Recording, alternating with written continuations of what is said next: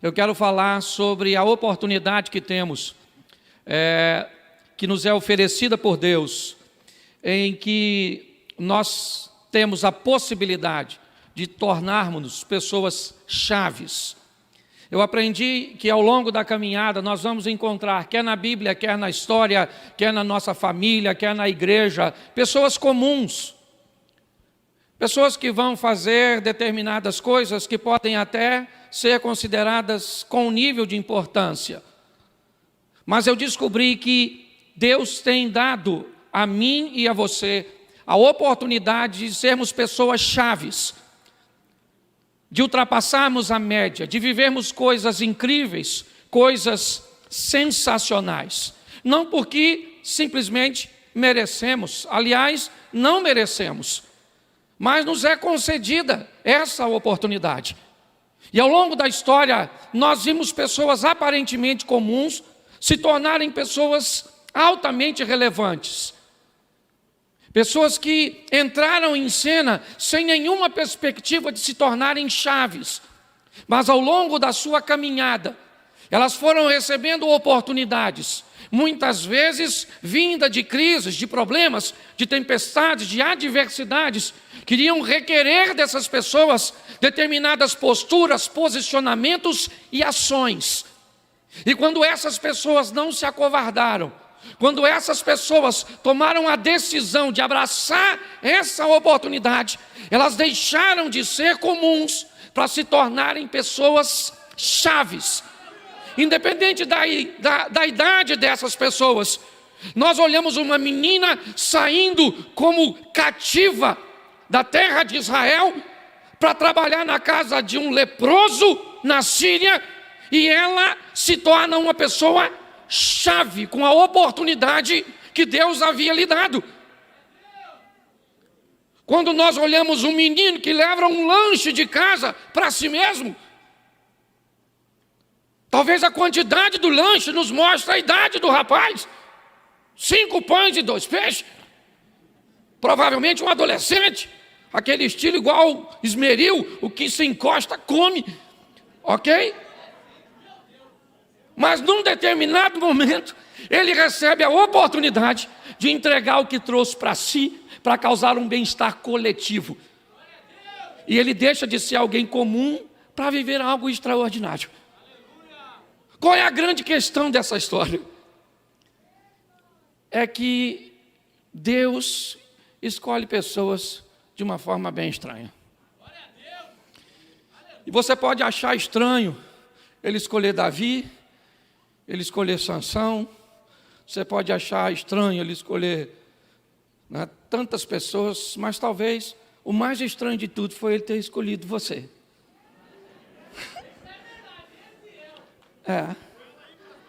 Quando eu olho para mim e olho para algumas pessoas, eu digo, será que... Não dá não, irmão, é isso aí. E por gentileza, deixa eu pregar. Glória a Deus. Então eu quero conversar com vocês. E eu quero mostrar a vocês as pessoas que receberam essa oportunidade. Alguém que teve a oportunidade de se tornar chave, extraordinário. E é isso que eu acho que nós precisamos aproveitar. É observarmos essa oportunidade, onde é que ela está. Normalmente a oportunidade não é coisa que aparece todos os dias na nossa frente. Eu costumo dizer que a oportunidade é mais ou menos como um cara pelado, careca, ensaboado, só com feixe de cabelo na testa, assim. E ele vai passar correndo na sua frente. E você tem que se virar para agarrar ele. Certo? Pessoas que deixam passar suas oportunidades, elas muitas vezes não conseguem retomar. Se nós observarmos isso, olharmos nessa perspectiva, nós vamos estabelecer comportamentos e atitudes, não de quem está procurando Deus, mas como Jesus disse para a mulher samaritana, são essas pessoas que Deus, são os tais que Deus está buscando. Mais do que buscarmos a Deus, nós precisamos ter um comportamento digno daquele que Deus anda buscando. e nós vamos viver com certeza o extraordinário, o fantástico, o sensacional. Posso ouvir um amém? Amém. Então abra sua Bíblia em Marcos capítulo 4, verso de número 35.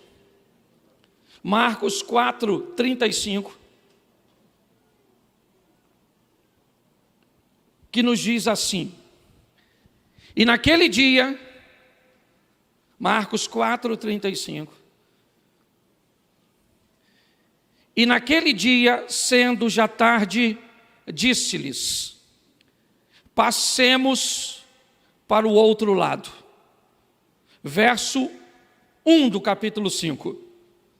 Diz assim: e chegaram ao outro lado do mar da Galileia, a província dos Gadarenos.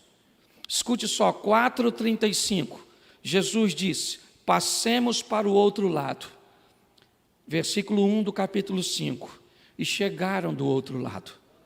Verso 35, ele diz: nós vamos passar para o outro lado. Ele não disse vão para o outro lado. Ele disse: passemos, eu vou junto com vocês. Eu vou entrar nesse barco com vocês e nós vamos juntos para o outro lado. E o verso 1 do capítulo 5 diz que o barco chegou do outro lado. Queria que você fechasse os seus olhos mais uma vez. Senhor nosso Deus e Pai, em nome de Jesus, continua falando conosco. Usa-me, ó Deus, como um canal de bênção nesta hora, pelo poder do nome de Jesus, que saiamos daqui motivados, que saiamos daqui transformados pelo poder da Tua palavra. Senhor, em nome de Jesus, amém, glória a Deus, amém? Eu quero mostrar a você o que está acontecendo nessa história. Nós temos aqui, me parece, que o mestre, o professor Jesus. Nós temos os discípulos, os alunos, e nós temos o material didático. Nós temos o cenário, nós temos os acontecimentos, nós temos os fatos, aquilo que Jesus utiliza como material didático para ensinar seus discípulos. Por muitas vezes nós vimos Jesus fazer determinadas coisas, em determinadas situações. Uma mulher desesperada o procura em Marcos capítulo 7, verso 24. Ela deixa sua filha endemoninhada em casa e ela vai em busca de alguém que pode fazer alguma coisa por ela. Ela nutre toda uma expectativa. E quando ela se aproxima de Jesus, o texto diz que Jesus disse: eu não posso fazer nada por você, porque eu não vim para você, eu vim para os judeus. Eu não posso pegar o pão dos filhos e dar aos cachorros. Quando nós olhamos para essa situação, parece algo incoerente. Mas ele sabia o que estava fazendo e que tipo de material didático ele estava usando para dar uma lição aos seus discípulos. Talvez muitos deles se ouvissem, não de Jesus, mas de uma situação adversa, de uma contrariedade, de um problema, de uma dificuldade. E pior, depois que Jesus já não estivesse de forma física mais com eles. Talvez eles poderiam retroceder, eles poderiam desanimar. Então Jesus precisava utilizar pessoas chaves para oferecer aos seus discípulos a oportunidade de aprender com resistência. Talvez por isso ele teve por base 4 pescadores em seu ministério. Pessoas habilitadas a lidar com frustração, com cansaço, com rede suja, com barcos vazios, com noites de trabalhos intensos, com resultados totalmente opostos, mas pessoas totalmente habilitadas a lavar suas redes, para na noite seguinte, apesar da frustração anterior, ter coragem de sair para pescar novamente, e não se deter por uma noite que não foi, ou que não supriu as suas necessidades.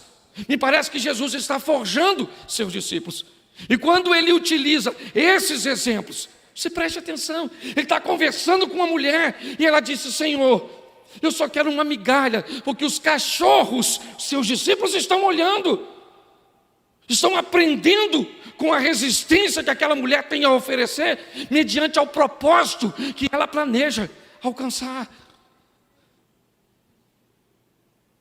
Quando ela diz isso, Jesus disse: pode ir para a tua casa, que o demônio já saiu da tua filha. Como já saiu? Quem repreendeu? O texto não diz que Jesus repreendeu o demônio. O texto diz que quando ela se posiciona, o demônio acabou de perder a batalha. Quando o posicionamento dela entra em cena, e é isso que eu quero mostrar a vocês rapidamente. O texto começa com um advérbio de tempo. Eu não sei se simplesmente com Marcos, porque ele não é alguém que está de forma presencial, mas alguém achou que a ideia que Jesus tem não é das melhores. Alguém achou que era tarde demais para tomar uma decisão, para mudar de lado, para ir do outro lado do mar da Galileia, para sair talvez de Cafarnaum, de Tabita, e se deslocar para um ambiente pagão, onde não tinha comida para eles, onde o porco era elemento de sacrifício a deuses pagãos. Alguém olhou e achou que a ideia de Jesus não era das melhores. E sendo já tarde, talvez podendo contemplar algumas nuvens, uma mudança de vento, eram homens habilitados a lidar e talvez conseguiam fazer a leitura de que aquele não seria um momento adequado para ir do outro lado. Um local que provavelmente eles não estariam planejando ir. Mas quando nós olhamos a mente, o que Jesus está querendo fazer? O que ele quer fazer do outro lado? Marcos diz, e já era tarde, quando ele diz, nós vamos para o outro lado. O que ele vai fazer lá? Tinha uma multidão, o texto diz, e eles deixando a multidão levaram consigo, assim como estava do barco, mas havia também com eles outros barquinhos. E o que é que tem do outro lado que faz Jesus deixar de maximizar e potencializar a sua capacidade de comunicação? Jesus está num local onde ele é bem-vindo, onde ele é popular, onde tem a oportunidade de fazer um cultão, onde tem a oportunidade de fazer um apelo extraordinário. Ele está envolto numa multidão. Marcos se deslocaram para ouvi-lo, para ter a oportunidade de ver seus milagres. E sabe o que ele faz? Ele entra num barco, num horário que as pessoas não concordam muito com ele, e vai atravessar do outro lado para ter um encontro com um homem. Eu confesso a você, que quando eu olho para isso, como pastor, como evangelista, e com a mente de potencializar e de maximizar a ação, eu acho que ele deveria ter feito a viagem ao contrário. Ter deixado um homem para ir falar com a multidão. Ele deixa a multidão para ir encontrar com um homem. Por quê? Porque ele sabe que não vai falar com qualquer um. Ele sabe o que aquele homem é capaz de fazer.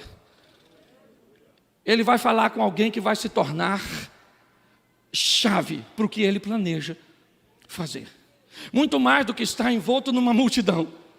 Nós precisamos entender que Deus não olha a aparência, Deus olha o coração. Bartimeu está sentado e Jesus está envolto numa multidão. Pensa num troço. Pop está, turma, o vucu-vucu, Jesus, Jesus, tirar um selfie, aqui, deixa eu encostar no Senhor, aquela coisa toda. E de repente, o Bartimeu está lá gritando, filho de Davi, filho de Davi. Jesus parou e falou para um da sua comitiva, vai lá e chama o cara que está me gritando. Eu imagino Bartimeu chegando, e o pessoal falando, dá licença, dá licença, dá licença, dá licença. Eu sou da equipe do Jesus, o Jesus mandou chamar. Mas peraí, eu estou aqui um tempão, canela empoeirada, estou com o pé tudo inchado, estou andando atrás dele desde de manhã. Que história é essa de mandar chamar o outro cara que está lá longe? Deus não olha a aparência. Não basta estar no bolo. Você está entendendo? Nós temos que fazer alguma coisa, posicionar o nosso coração. Certo? Nós temos que criar um vínculo com aquilo que precisa ser feito, para que as coisas aconteçam. Jesus abandona uma multidão, a oportunidade de maximizar a sua palavra, entra num barco, num momento em que as pessoas achavam que já era tarde. Deixa eu falar uma coisa para você. Quando Deus te dá uma visão, cuidado, porque nem sempre vai conseguir enxergar o que você está enxergando. E cuidado, porque muita gente pode tentar fazer você mudar e perderam a visão. Alguém disse, não, já é tarde. Ele disse, não, mas eu vou lá do outro lado. Para quê? Nós vamos lá do outro lado e pronto. Eu preciso fazer alguma coisa lá. Ele não deu satisfação. O que vão fazer lá? Não sei. O que nós vamos fazer do outro lado? Nas 10 cidades pagãs, Decápolis, entraram todo mundo no barco e quem é que vem? O vento, a oposição. Eu fico imaginando os discípulos olhando Jesus dormir. Com essa colocação e esse advérbio de tempo que já era tarde. E eles pensando, enquanto Jesus dorme. Gente, está na cara que não era para a gente vir. Preste atenção. Já é tarde, nós estamos indo numa cidade pagã. Lá não tem comida para a gente. Não tem uma casa para receber a gente. Olha aí o vento. Olha a água batendo, querendo afundar nós. E ele vai morrer dormindo.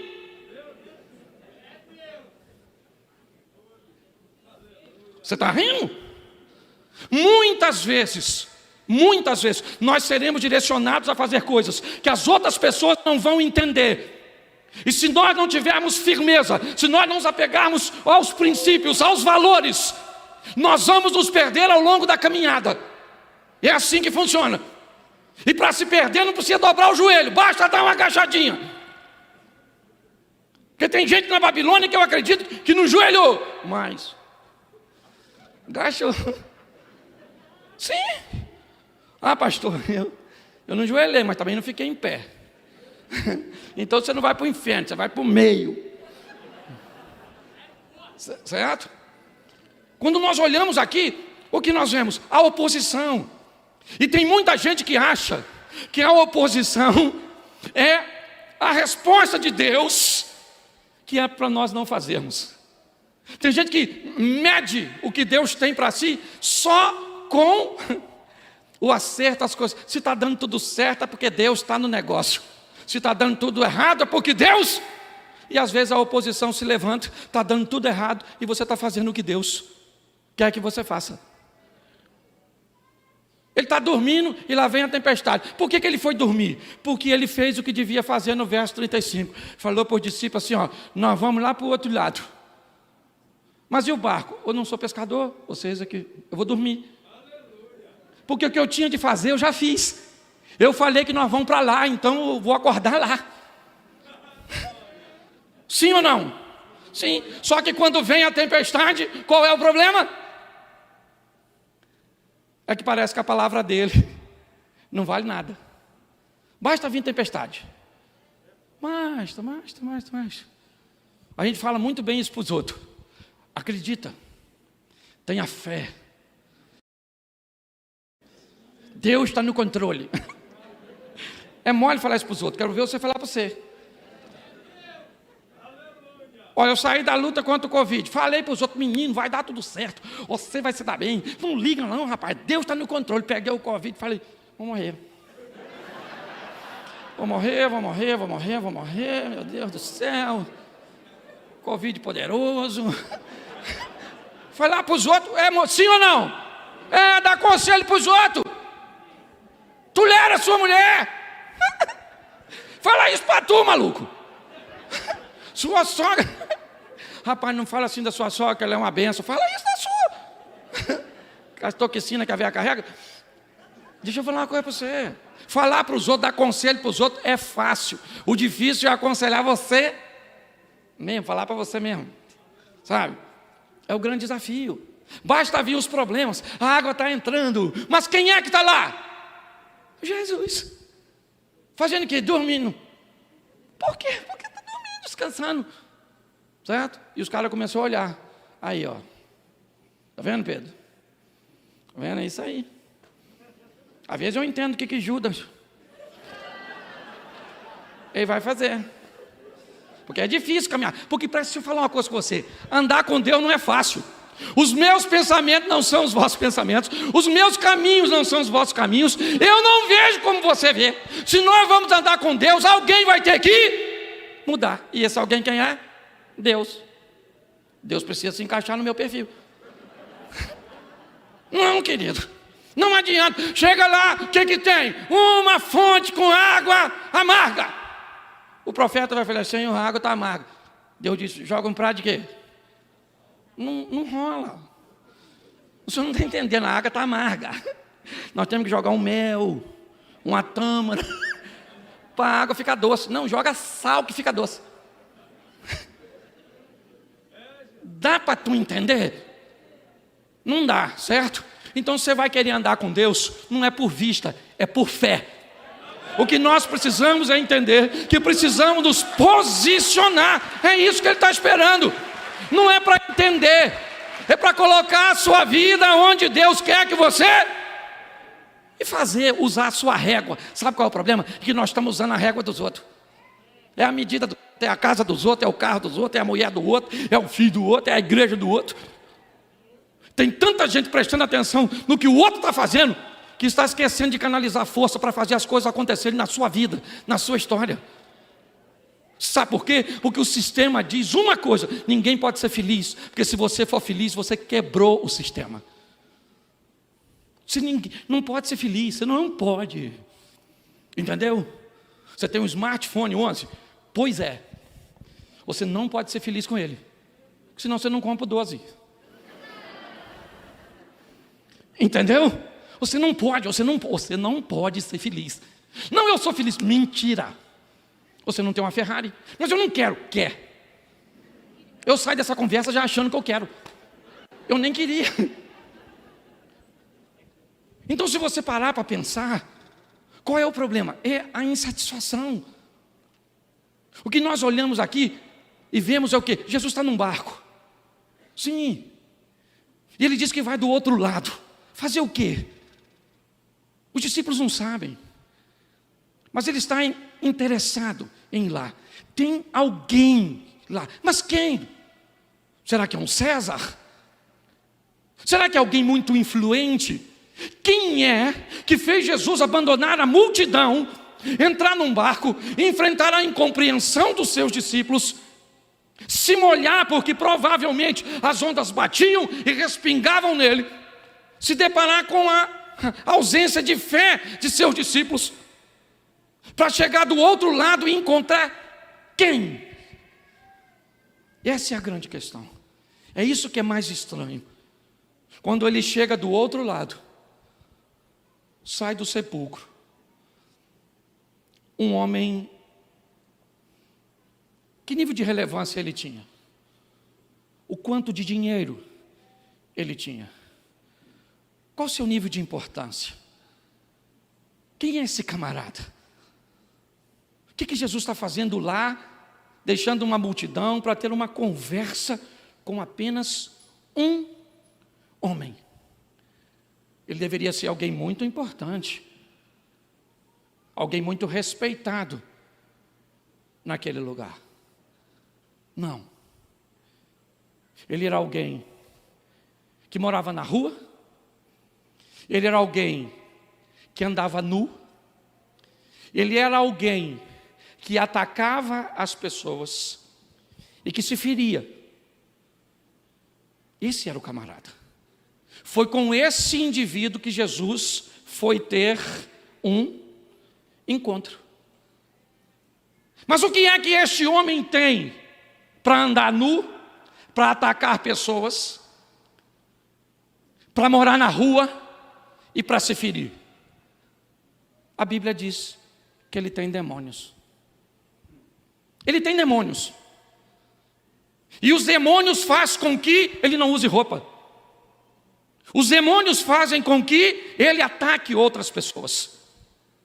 Os demônios fizeram com que ele abandonasse a sua família. Os demônios fizeram com que ele se ferisse. Então, quando Jesus chega, Jesus vai expulsar os demônios. E o texto diz que logo em seguida, esse homem está vestido. O texto diz que esse homem não ataca mais as pessoas. Jesus diz que esse homem vai voltar para casa. Jesus diz que esse homem vai pregar a palavra. E tudo isso acontece. Por quê? Porque o demônio foi embora. A minha pergunta é a seguinte: por que é que isso não acontece com a maioria de nós? Por que é que continuamos repetindo o comportamento anterior? Por que é que muitas vezes continuamos fracassando? Porque não tem um demônio em nós. O que tem é o nosso ego. O que tem somos nós tomando o controle e a direção da nossa vida, cerceando o poder de Deus, para que Ele não possa ter a totalidade na nossa vida. Quando nós olhamos para este homem, a partir do momento que o demônio vai embora, ele é totalmente preenchido por Deus. E é na totalidade que Deus opera, porque Ele não divide você nem eu com ninguém. O que nós precisamos entender é que talvez se tivesse um demônio dominando a nossa mente, seria mais fácil consertar o marido, consertar uma esposa, consertar um filho, consertar um crente. O problema muitas vezes é que não há um demônio. Há um comportamento desvirtuado, há uma perda de valores, há uma perda de temor. Porque quando o demônio vai embora, está tudo certo. Mas quando não tem demônio, o grande vilão do seu casamento não é o Satanás. Quem é? E eu sei que hoje eu vim arrumar um problema para muita gente. Porque se você não tem demônio, não dá para botar a culpa nele. Então hoje tem outro culpado. E quem é? Não fale. Quando nós olhamos, é isso que nós vemos. Esse homem agora está sentado, batendo um papo com Jesus, arrumadinho, em sã consciência. As pessoas estão chegando e vendo este homem. E quem é este camarada? Este camarada é o que andava nu e não anda mais, que atacava pessoas e que não ataca mais, que se feria e que não fere mais. Ele encontrou o quê? Ele encontrou aquele que mudou sua postura, que mudou suas ações, que mudou suas reações. É esse camarada. E ele é grato demais. A Bíblia diz, onde a quem muito foi perdoado, há muita gratidão.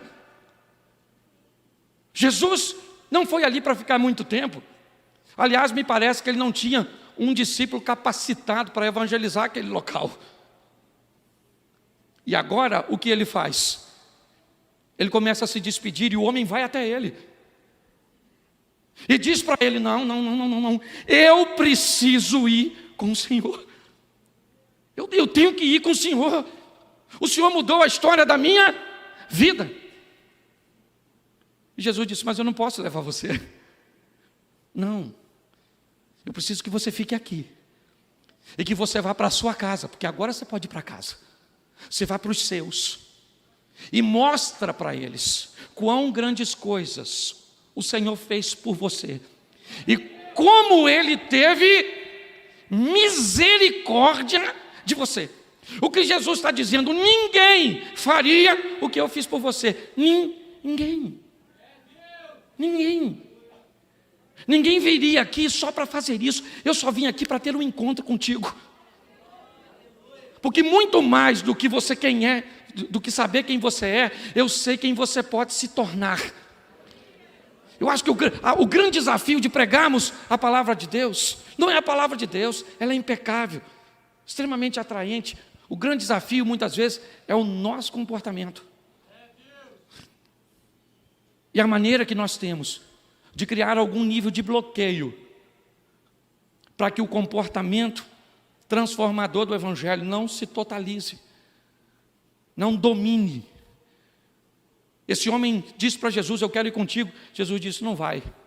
Você vai ficar aqui, em Decápolis. E vai mostrar para as pessoas daqui, vai para a sua casa. E mostra para eles. Mostra para eles. Mostra para eles. Você não vai para casa e vai falar para eles o que eu fiz por você. Porque se eu virar as costas e você tirar a roupa, se eu virar as costas e você atacar as pessoas, se eu virar as costas e você se ferir, não interessa o que você fale, não terá efeito. Mas se eu for embora, e você repetir o comportamento cujo qual eu estou te oferecendo agora, eu pretendo voltar aqui, daqui a um tempo. E é isso que acontece. Quando nós estamos em Marcos capítulo 5, Marcos capítulo 7, verso 31, aproximadamente 2 anos e meio depois, Jesus está voltando por Tiro e Sidom em território de Decápolis. E ele entra agora, e no capítulo 8 vai falar da segunda multiplicação dos pães. A primeira acontece em Cafarnaum, onde sobram 12 cestos representando o ministério de Jesus, as 12 tribos de Israel. Mas agora, no território de Decápolis, a segunda multiplicação dos pães acontece. E o texto diz que tinham 4.000 homens, sem falar em mulheres e crianças. E eu pergunto a você, quem foi que ficou lá durante esse período? Para mostrar às pessoas o que Jesus havia feito na vida dele. Nós precisamos viver o evangelho de mudança. Para nós, lá na igreja que eu pastoreio, esse é o mês da mudança. Nós estamos falando o tempo inteiro sobre um evangelho que transforma, sobre um evangelho que faz com que pessoas tenham um comportamento que inspire outras pessoas a viverem ao lado de Deus. Nós precisamos viver o extraordinário, o sensacional. Quando nós olhamos para este homem, quem daria alguma coisa para ele? Ninguém. Mas Jesus olhou e viu que haveria um nível de entrega que poderia fazer grande a diferença. O que nós precisamos hoje, com urgência, é estabelecermos um nível de entrega total.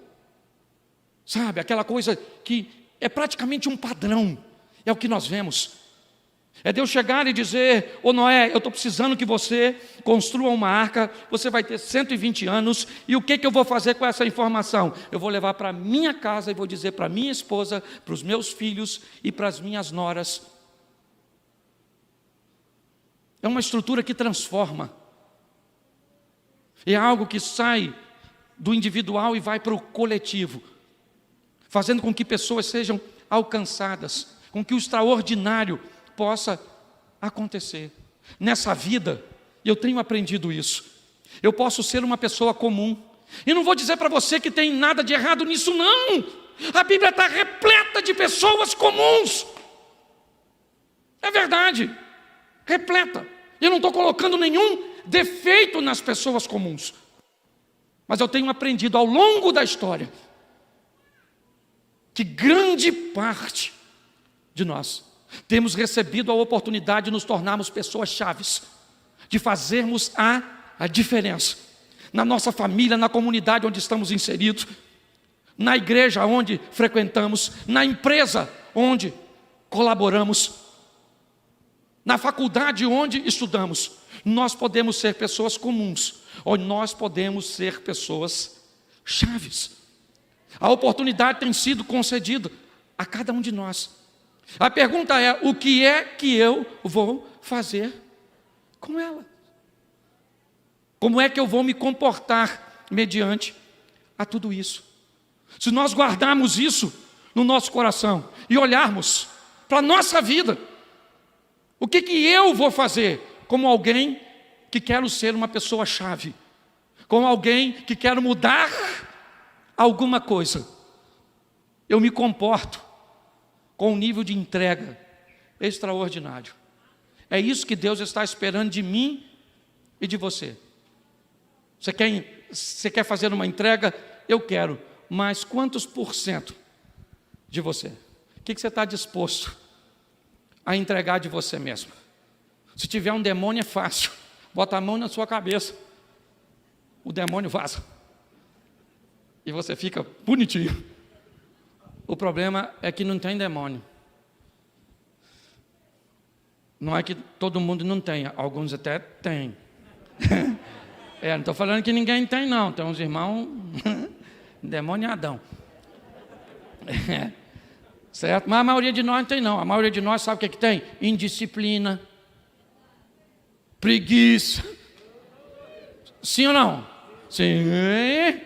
O desânimo. Você vai orar, não ora para orar. Porque para orar nós temos que orar às vezes, pelo menos eu. Porque às vezes eu vou orar e começo a orar e não oro, assim, porque a minha mente, às vezes eu falo assim, Senhor meu Deus e Pai, vou acordar amanhã cedo. Caramba. Não era isso que eu ia falar, não. Desculpa, vou começar aqui de novo. Que palhaçada. Vamos lá de novo, Senhor. Senhor meu Deus e Pai, soberano, estou com uma fome desgraçada, Senhor. Não é fome, não. Eu estou falando sério. Às vezes eu tenho que levar 5. Só falando, Senhor, perdoa aqui que eu estou com as interferências do mal, umas troças assim, tudo assim. Perdoa. Você está rindo? É. E às vezes não é nem o demônio, é eu. É a minha preocupação, é aquelas coisas todas, os filhos, a mulher, e trouxe tudo. Não tem nem demônio. Ou tem um montão, sei lá. Eu também não sou obrigado a saber tudo. Mas eu queria falar para você hoje e fechar minha mensagem. Deus está te dando uma oportunidade de ser alguém chave. Entendeu? Pastor, para fazer o quê? Eu não sei. Eu sei o que eu fui chamado para fazer. Entendeu?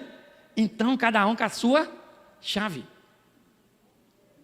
Pergunte a Deus, Senhor, eu quero entregar a minha vida na totalidade. Eu não quero ser alguém comum. Eu quero ser alguém que faça a diferença. Um congresso como esse, você não pode sair daqui do mesmo jeito que você entrou. Você tem que chegar na sua casa hoje, assim, pastor, estou precisando de um movimento na minha família. Então você chega, maluco, determinando o domínio. Não é gritando, mano, não é gritando não, senão a pessoa acha que você saiu demoniado aqui. Você chega e diz, Senhor, eu cheguei em casa, essa casa te pertence, meus filhos te pertencem, meu casamento te pertence, aqui tudo te pertence. Se tiver um intruso aqui, em nome de Jesus, cai fora. Agora que eu acabei de vir do labareda e eu taco fogo nessa praga desses demônios, tudo. E taca fogo em quem tem demônio, taca fogo em quem não tem demônio. Mas nós temos que sair daqui inspirado. Sabe? Nós estávamos conversando sobre, nós estamos sendo bombardeados com essas informações negativas, essas coisas ruins. Parece que o mal vai vencer. Parece ou não parece? Parece, eu olho e falo assim, gente, vamos sentar aí, Jesus vai voltar. Vai para o céu, vou para o céu. Então, não, vamos embora, vamos esperar Jesus voltar, porque o mal está aí. Que negócio é esse, querido? Nós não vamos ganhar, nós já ganhamos. O nosso general é Cristo. Nós temos que viver acima da média. Esse negócio de vidinha medíocre, não está com nada. Arrebenta a boca, leia a Bíblia como nunca leu, ore como nunca orou, profetize como nunca profetizou. Isso. Vamos parar com palavras negativas. Está na hora de vivermos o extraordinário. Mas pastor, era o gadareno. Pois é, meu filho. E agora o gadareno morreu, sabia disso? Ele morreu, estou falando sério. Não foi de Covid, o gadareno morreu. Porque ele não faz mais nada. O Abraão foi maneiro, foi ou não foi? Foi ou não foi? Mas morreu. O Isaac morreu, o Davi morreu, esse cara morreu tudo. O Paulo morreu tudo. Morreu tudo. E agora? Agora sobrou nós. E o que nós vamos fazer? Nós vamos viver o que esses caras não viveram. Porque nós vamos fazer o que eles não fizeram. Então eu preciso que você saia daqui animado. Eu sei que você nem me riu muito não, porque eu estou pregando para mim mesmo. Entendeu? Eu estou falando para mim, Cláudio, você tem que ser chave, para melhorar a vida dos outros, para melhorar a vida da comunidade onde você está, para melhorar a vida da sua família, para melhorar a vida dos seus filhos, para melhorar a vida dos seus amigos. Ô Cláudio, você veio nesse mundo para melhorar a vida dos outros. E eu acredito nesse negócio. Entendeu? Então eu queria que você ficasse de pé. Eu quero que você feche seus olhos. Feche seus olhos aí para fechar, que ninguém vai pegar nada seu. Eu sou do Rio da Baixada Fluminense, mas vim em missão de paz. Tá achando que eu sou chefe de alguma coisa? Isso. Glória a Deus. Você está com sua esposa, eu queria que você segurasse na mão da sua adversária. Isso, aproxima a presa do predador. Se é que você ainda é predador. Isso. Sua mulher olhou para você com a cara de 10, né? Feche os olhos. Nós vamos orar ao Senhor. Senhor nosso Deus e Pai, em nome de Jesus, ao longo da nossa caminhada temos recebido de Ti inúmeras oportunidades de mudarmos de vida, inúmeras oportunidades de nos tornarmos pessoas chaves, de fazer com nossas finanças o que nunca fizemos, de fazer para o nosso casamento o que nunca fizemos, de fazer para os nossos negócios, para os nossos amigos o que nunca fizemos, para viver o que nunca vivemos. Saímos de uma vida comum para uma vida de pessoas chaves, de pessoas que são vistas de forma diferente. Em nome de Jesus, Senhor, que saiamos aqui nesta noite com esse desejo no coração. Não queremos ser melhor que ninguém, queremos apenas ser uma versão melhor de nós mesmos, com mais recursos, com mais possibilidade de atender às demandas. Em nome de Jesus, ó Pai, tira de nós toda limitação mental, toda palavra negativa de que isso não é possível, pois é, porque o Senhor está no nosso barco e tempestade nenhuma vai nos parar. Nós vamos chegar do outro lado vencendo o vento, vencendo o mar, vencendo a ausência de fé, mas nós vamos chegar, porque nós não estamos sozinhos, o Senhor está conosco nessa travessia. Em nome de Jesus, ó Pai, abençoa cada lar, a cada casamento. Eu quero declarar que os casais são casados para sempre. Eu quero repreender divórcio, adultério, pornografia, pedofilia, violência doméstica. Eu quero abençoar as nossas crianças, os adolescentes, os jovens, em nome de Jesus. Uma geração temente ao Senhor para fazer a diferença. Continua conosco, Senhor, pelo poder do nome de Jesus. Em nome de Jesus. Você pode dizer amém? Glória a Deus. Deus abençoe.